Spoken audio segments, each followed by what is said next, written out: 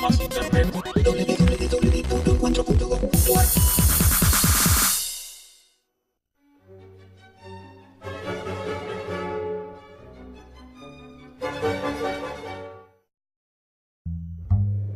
Este es un programa de filosofía por televisión. Ustedes se preguntaron por qué estamos aquí. Yo existo porque pienso. El hombre es el lugar en el cual todos los saberes son pensados. Descartes es un héroe del pensamiento.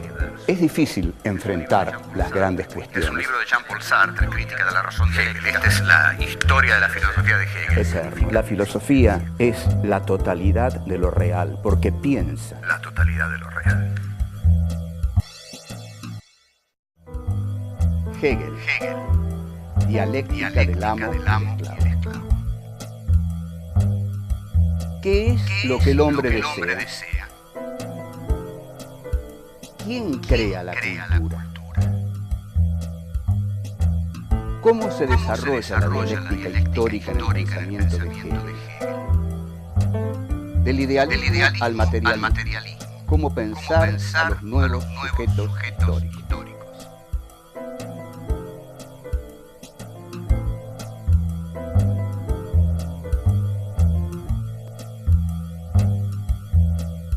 En la Fenomenología del Espíritu, que es la obra maestra de Hegel, que la publica en 1807, hay un fragmento célebre, que es uno de los más altos momentos de la filosofía, en el cual Hegel desarrolla lo que se conoce como la dialéctica del amo y el esclavo.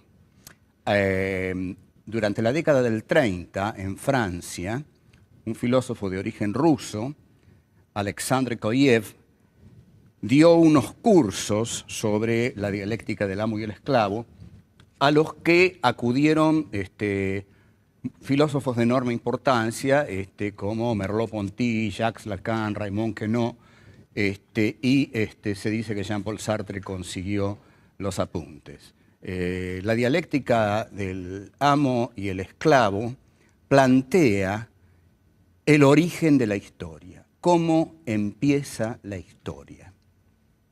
Quizá uno nunca se preguntó esto, pero el origen de la historia, en realidad, vamos a ver que sigue siendo el origen de las relaciones humanas. Para Hegel, la historia comienza cuando se enfrentan dos deseos, dos conciencias deseantes. Ante todo vamos a diferenciar el deseo humano del deseo animal.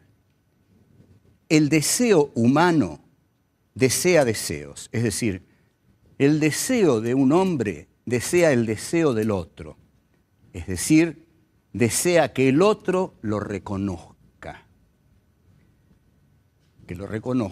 como su superior, que se le someta.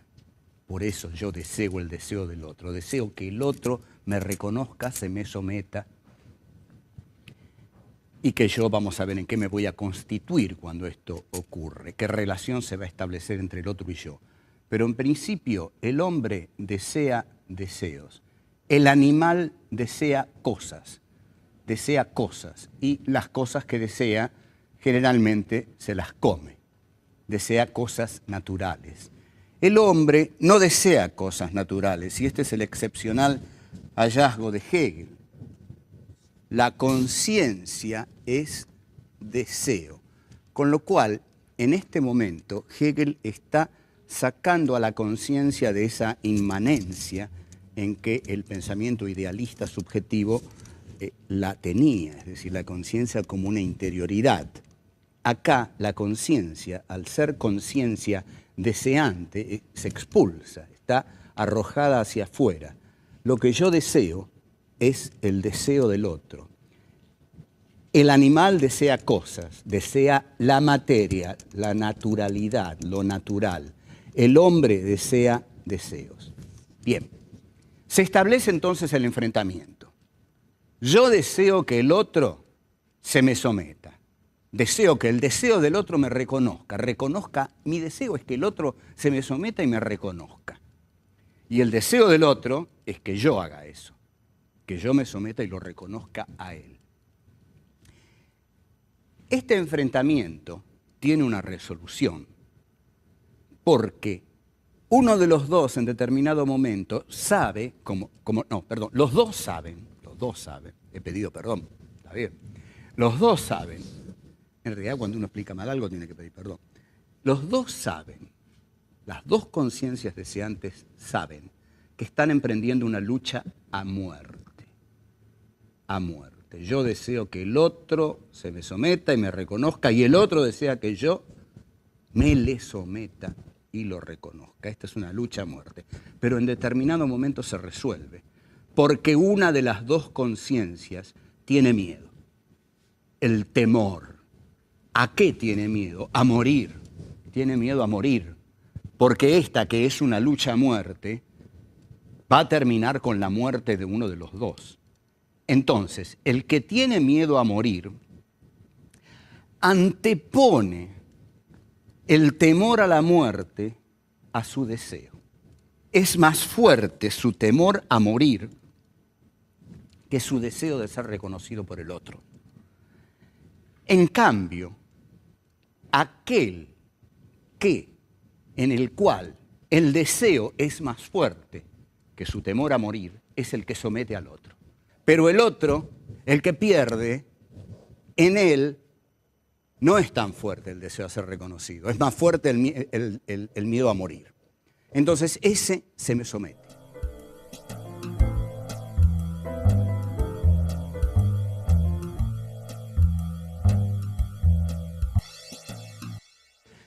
Tenemos una figura que domina, porque en esa figura su deseo de ser reconocido es más potente, como dijimos, que su miedo a morir, y esa figura es la que termina erigida en la triunfadora del enfrentamiento. Esa figura es el amo. La otra figura, aquella que tiene miedo a morir y en consecuencia no le importa, deja de lado el deseo de ser reconocido, es el esclavo. Quedan así entonces constituidas las dos figuras del amo y el esclavo, en las cuales Hegel encuentra el inicio de la historia humana. Ahora, observen ustedes aquí la genialidad de Hegel. ¿Cómo continúa esto? Porque esto continúa. El amo queda en total insatisfacción, porque aquel que lo está reconociendo ya no es un sujeto autónomo, ya no es un otro autónomo, sino que es un esclavo.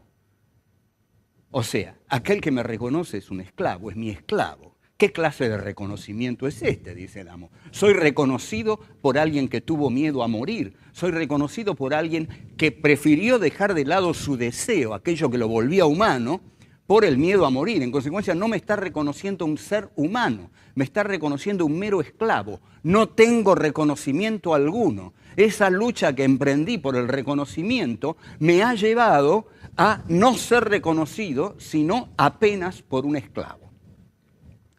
El amo queda paralizado en esta derrota. Lo pone al esclavo a trabajar y el esclavo se pone a trabajar. Y aquí observen el desarrollo dialéctico de la cosa, ¿no? Cómo se va desarrollando dialécticamente. El esclavo trabaja para el amo. El amo queda confinado a la pasividad, al ocio y al goce. El amo recibe lo que el esclavo le da y se transforma en un ser ocioso, en un ser pasivo. El esclavo, por el contrario, trabaja para el amo. Y al trabajar para el amo, tiene que trabajar la materia. Al trabajar la materia, el esclavo comienza a construir la cultura. Porque la cultura es el trabajo que el hombre ejerce sobre la naturaleza, sobre la materia. El hombre transforma la naturaleza, transforma la materia y de eso surge la cultura, las culturas históricas, surge todo. Entonces, la historia humana pasa por el lado del esclavo. Es el esclavo el que con su trabajo para el amo descubre que él tiene una relación con la materialidad que es creativa. Es tan creativa que le permite sentirse más humano que el amo. Entonces, el amo engorda, digamos. El amo está ahí tirado esperando que el esclavo le lleve las cosas. El esclavo se las lleva, pero mientras tanto ha descubierto que ese trabajo con la materia, en ese trabajo ya descubre su libertad, porque, y esto lo va a decir Sartre del proletariado urbano, dice, en última instancia, en la fábrica, aún en su momento de mayor, digamos, humillación, un proletario siempre decide si pone un tornillo en tal lugar o en tal otro, si lo pone antes o lo pone después. En estos pequeños momentos va descubriendo su libertad. Y el esclavo hegeliano, al transformar la materia, va dando origen a la cultura humana. Entonces, el trabajo es un trabajo formativo, ¿no? Es lo que Hegel llama Bildung, cultura. La cultura es el desarrollo del esclavo trabajador. Hay una cultura porque el esclavo trabajador la hace. Y el amo queda confinado al ocio, al goce, a la pasividad, y el esclavo a la actividad. Con lo cual, el que ha terminado siendo humano es el esclavo. Y el que ha terminado siendo una cosa, una materialidad, una naturalidad, un animal, en última instancia, que tiene solo relación con lo que come, es el amo. Esto es un brillante ejercicio dialéctico de Hegel, admirable. Admirable en principio porque lo que hace es que le pone a las conciencias no una relación de conocimiento entre sí, sino de deseo. Quiero tu deseo, vos querés mi deseo. Bueno, yo te voy a matar con tal de conseguir tu deseo. Ah, no, yo tengo miedo. Bueno, entonces tu deseo es mío. Ahora sos mi esclavo, anda a trabajar y atendeme, dame todo lo que necesito. Pero aquí yo me transformo en una cosa que come y vos sos un esclavo que trabaja la materia y hace cultura. Hay desarrollos sobre esto y que los podemos hacer y muy interesantes. Por ejemplo, el amor. Voy a seguir aquí un desarrollo de Jean-Paul Sartre en El ser y la nada. Lo voy a seguir un poco libremente. Pero en la relación de amor que se establece entre dos conciencias libres, la más débil es la que ama más. La más débil es la que ama más. Es decir, es la que más se somete a lo que hay en ella de sensible, de emocional. La conciencia que ama menos es la que más domina, la que más manipula. Si me amás demasiado, sos mía. Si yo te amo menos, te domino. Aquí vemos cómo se da ese juego entre las conciencias. Hay una conciencia que busca dominar y otra conciencia que termina siendo sometida. Y en el juego del amor es muy interesante esto que se produce, porque amame demasiado, amame mucho y te me vas a someter. Y en la medida en que yo dé un paso atrás y te amo menos, voy a someterte.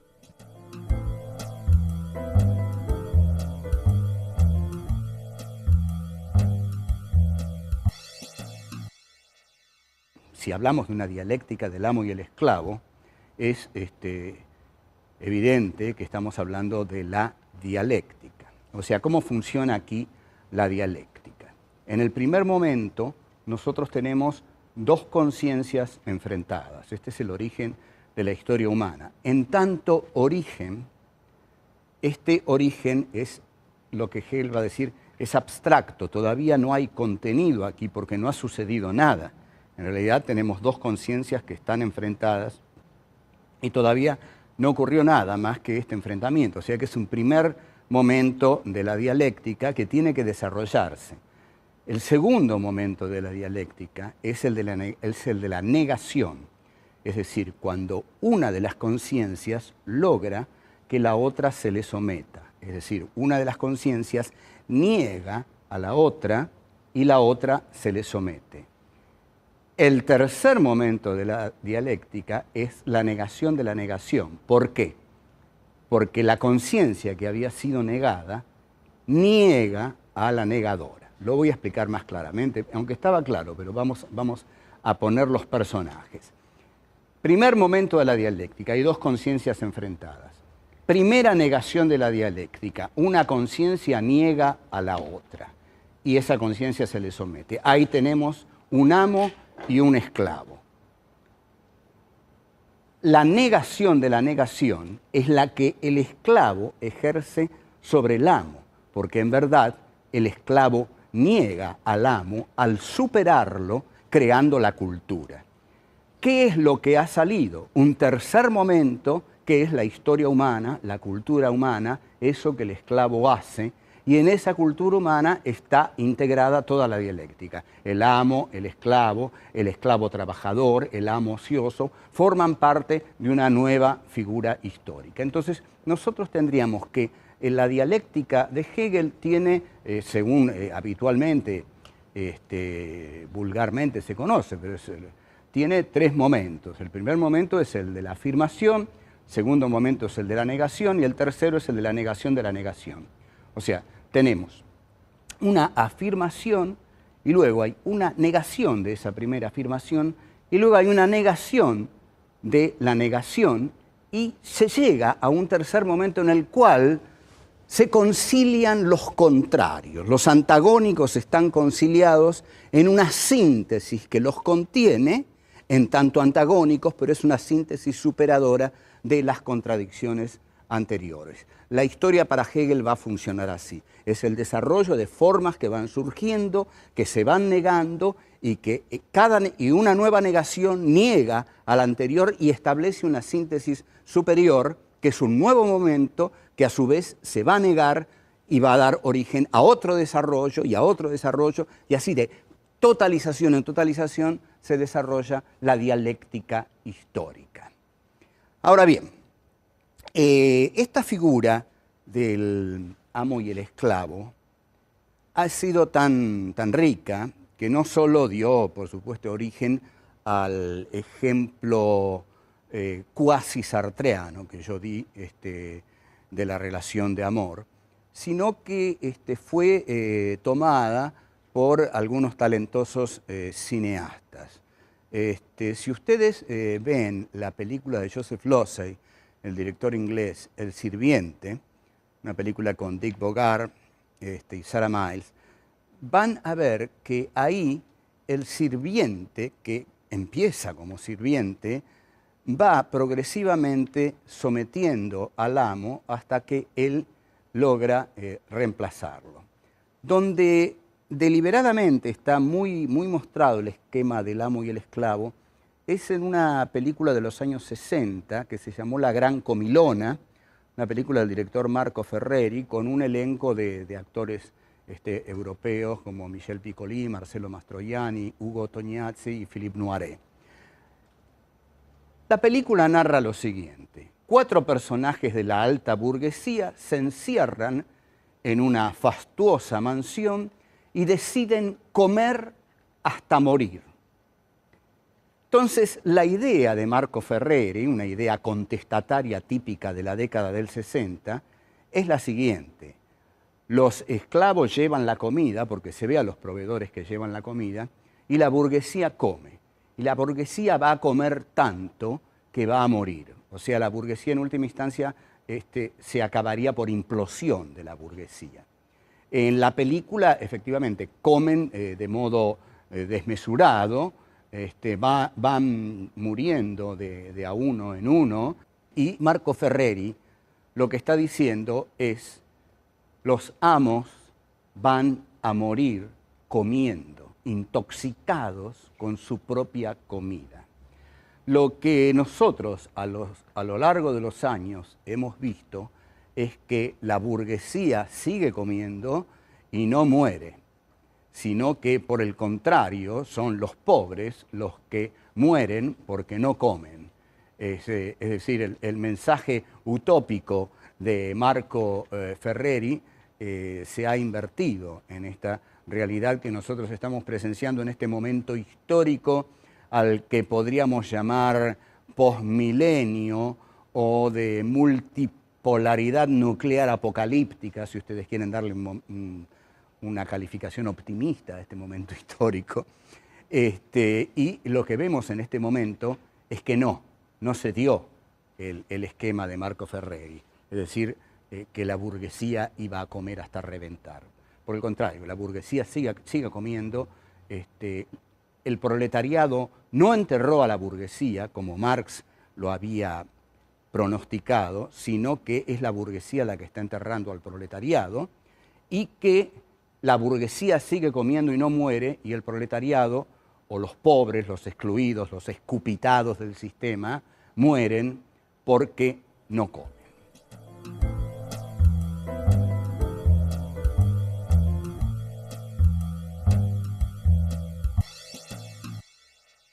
Lo que nosotros venimos viendo y lo que tenemos que redondear es qué diferencia a estos tres grandes colosos del pensamiento filosófico, del idealismo filosófico, es decir, de esa rama de la filosofía que parte de un sujeto situado, centrado para conocer la realidad. En Descartes teníamos un conocimiento único, absoluto y privativo que el sujeto tenía sobre sí. El sujeto solo tenía el conocimiento de su pensamiento. En Kant, el sujeto constituye al objeto. Es el mundo de la experiencia posible. En Kant es el sujeto trascendental el que le da forma al objeto de conocimiento, y ese es el mundo de la experiencia posible. Solo hay objetos para un sujeto, y aquello que la razón no puede conocer es el noúmeno, el mundo de la cosa en sí, que es incognoscible para la razón. En Hegel, por el contrario, la razón idealista llega más profundamente, más hondamente, más extensamente que nunca, y ahí es la razón la que conoce toda la realidad, porque la realidad es una expresión de la razón. El juego entre razón y realidad es un juego especular, ¿no? La realidad es razón y la razón es realidad. Este es el idealismo absoluto de Hegel, que Hegel dice que justamente concluye en él, en un saber total, que es su filosofía, y en el Estado prusiano de Federico Guillermo. Bueno, estas serían las características de los tres grandes filósofos del idealismo europeo, Descartes, Kant y Hegel, y nuestro próximo paso, entonces, es pasar, por supuesto, al materialismo. Pasamos del pensamiento idealista al pensamiento materialista. ¿Y por qué hay que pasar al pensamiento materialista? No es que estemos contando una historia lineal en la cual se suceden determinados filósofos, como dijimos, en una especie de galería de los héroes del pensamiento. No.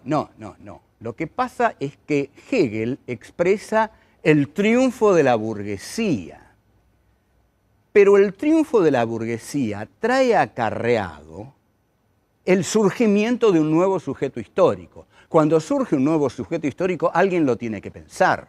Alguien lo tiene que pensar. Por ejemplo, aquí, en el 45, los migrantes internos, los cabecitas negras que llegaban a la capital federal, alguien tenía que darles cobertura política. Y el que les dio esa cobertura política fue un coronel que estaba en una secretaría de trabajo y jugó políticamente a ser el que daba reconocimiento político a ese nuevo sujeto. Bueno, así como ese nuevo sujeto, que eran los migrantes que llegaban a la capital en el 43, en el 45, fueron visualizados como construcción de poder por el coronel obrerista Perón, digamos que un nuevo sujeto histórico requiere de un pensamiento que lo piense. Y si Hegel es el pensador de la burguesía capitalista al triunfar genera un nuevo sujeto histórico que es el proletariado. El proletariado, la clase obrera, trabaja con la materia porque trabaja en las fábricas de sus patrones. Al trabajar con la materia, el filósofo que surge para expresar a ese proletariado que trabaja con la materia, elabora un pensamiento filosófico que parte de la materia. Y ese es Karl Marx y su amigo Friedrich Engels, que no tenía ni por asomo el talento de Marx, pero fundamentalmente nosotros nos vamos a centrar en Marx. Y Marx, entonces, es el filósofo que surge para expresar a este nuevo sujeto histórico que ha aparecido en la escena social, política, económica, histórica de la centralidad europea, el proletariado. El proletariado, Marx, en este sentido, se va a basar en el esclavo de Hegel, ¿no? Marx, digamos, el día que el joven Marx habrá leído la dialéctica del amo y el esclavo, habrá exclamado, yo estoy con el esclavo, habrá dicho. Y el esclavo sí, trabaja la materia y es el que hace la historia. En este sentido, por eso están tan unidos dentro del pensamiento revolucionario de izquierda Hegel y Marx. Entonces, Marx, inspirándose en la figura hegeliana del esclavo, que hace la historia al trabajar la materia, conceptualiza al proletariado europeo como aquel que trabaja la materia. Ergo, su pensamiento se va a llamar materialismo histórico. Hay aquí, entonces, una filosofía que es claramente expresión y a la vez formación, porque todo pensamiento forma la realidad a la vez que la expresa, es la filosofía materialista de Karl Marx, sobre la cual, sin duda alguna y extensamente, nos vamos a ocupar.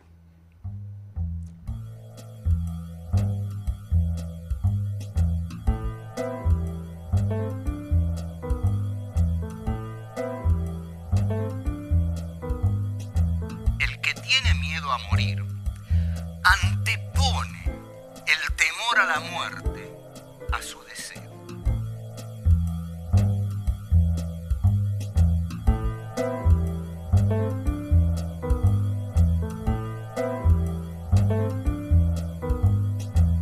Amame demasiado, amame mucho y te me vas a someter. Y en la medida que yo dé un paso atrás y te amo menos, voy a someterte. La burguesía sigue comiendo y no muere, y el proletariado, o los pobres, los excluidos, los escupitados del sistema, mueren porque no comen.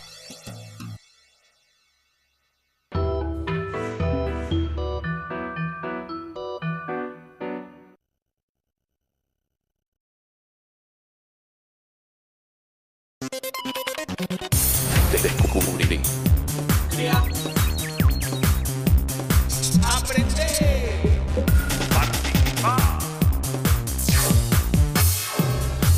Televisión más internet. www.encuentro.com.ar.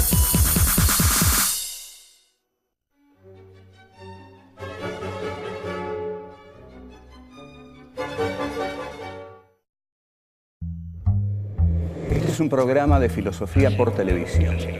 Ustedes se preguntaron por qué estamos aquí. Yo existo porque pienso. El hombre es el lugar en el cual todos los saberes son pensados. Descartes es un héroe del pensamiento.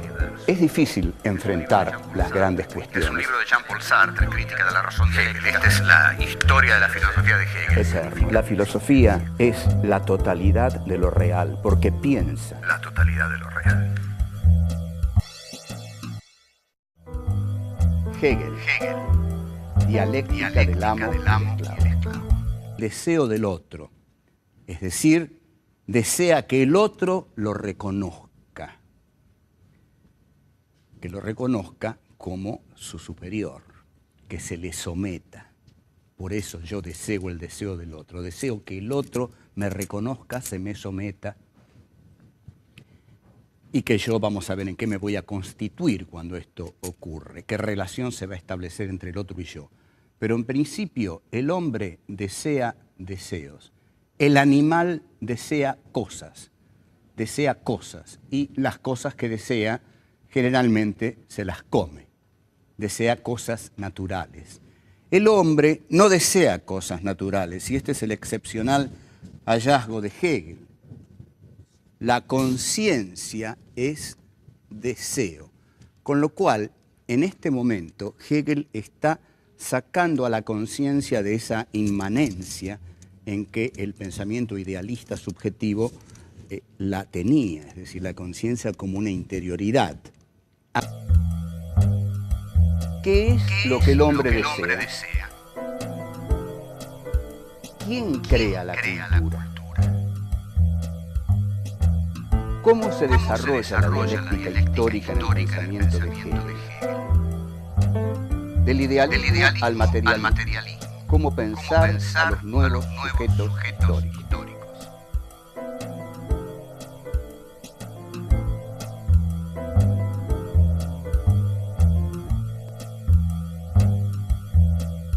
En la Fenomenología del Espíritu, que es la obra maestra de Hegel, que la publica en 1807, hay un fragmento célebre, que es uno de los más altos momentos de la filosofía, en el cual Hegel desarrolla lo que se conoce como la dialéctica del amo y el esclavo.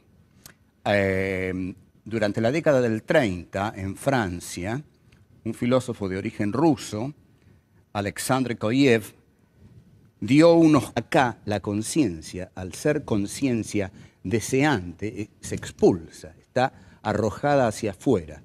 Lo que yo deseo es el deseo del otro.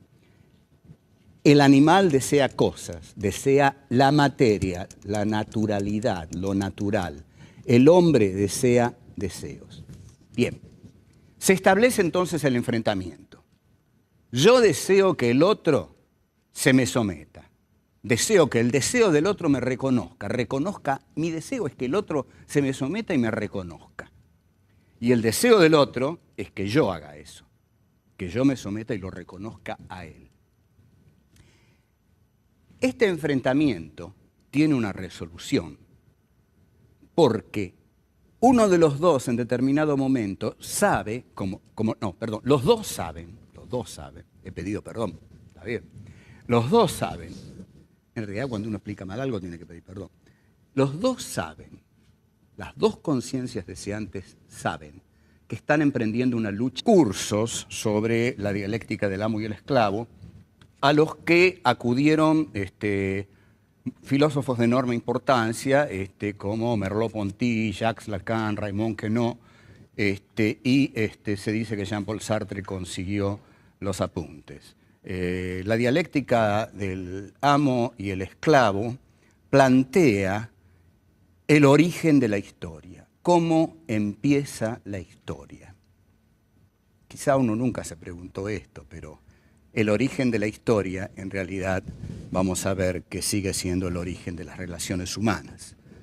Para Hegel, la historia comienza cuando se enfrentan dos deseos, dos conciencias deseantes. Ante todo vamos a diferenciar el deseo humano del deseo animal. El deseo humano desea deseos, es decir, el deseo de un hombre desea el